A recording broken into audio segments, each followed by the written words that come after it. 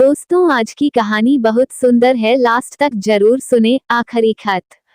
औरत को ये कैद क्यों मिलती है?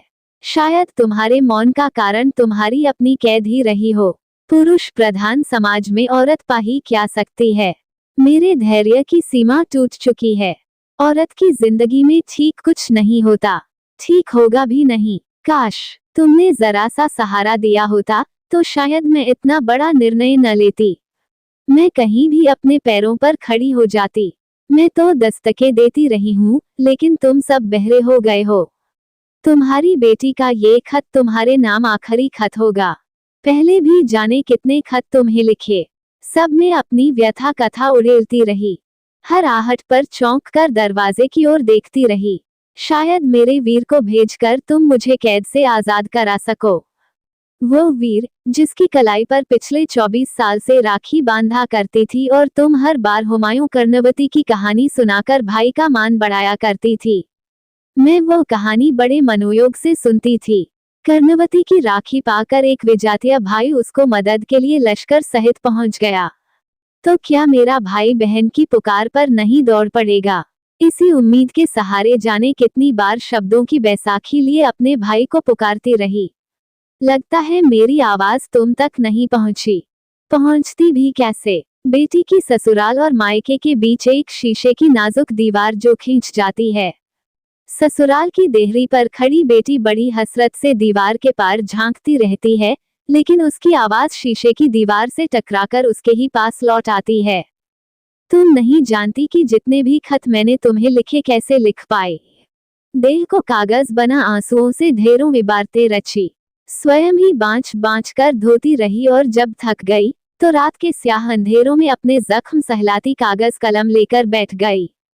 तुम्हारी स्मृति का लेपन मेरे घावों को सुख कर लगा। ये कागज कलम भी मुझे कैसे उपलब्ध होते? मेरी नंद अपनी सहेली के घर गई होती और सास पड़ोस में गप्पे हाँक रही होती।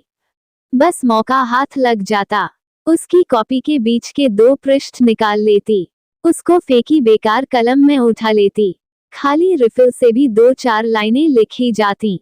बिना टिकट में बेरंग चिट्ठी नन्ही पूजा के द्वारा पोस्ट कराती।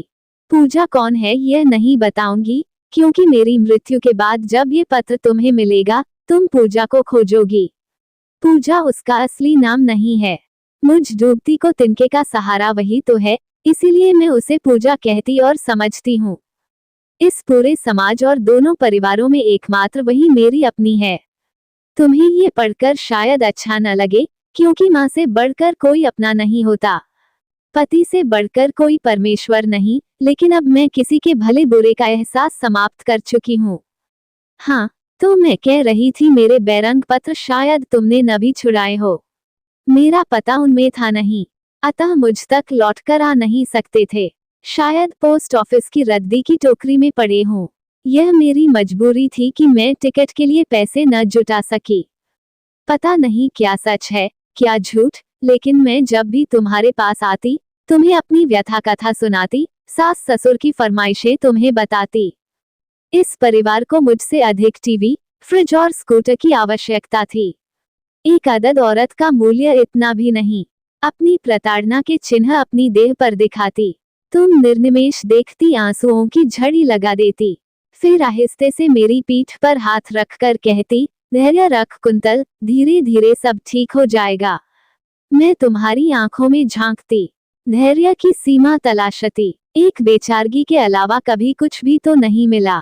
हर बार जैसे आती वैसे ही खाली चली जाती, किसी की आंखों में अपने लिए स्नेह के कण भी न पाती। जब भी लौटती और ज्यादा प्रताड़ना के साथ। एक बार शायद तुम मेरा दुख सह न सकी थी। तुमने बाबूजी से कहा था। बाबूजी भड़क उठे थे। कुंतल से कहो एडजस्ट करना सीखे। माँ बाप का फर्ज बेटी की शादी कर ससुराल पहुंचाना होता है, वो हम पूरा कर चुके। भला बुरा सब बेटी के भाग्य से मिलता है, हम क्या कर सकते हैं? बाबूजी ने मेरी नियति मुझे समझा दी थी। शादी के बाद मैं आप लोगों के लिए एक व्यर्थ की वस्तु बनकर रह गई थी।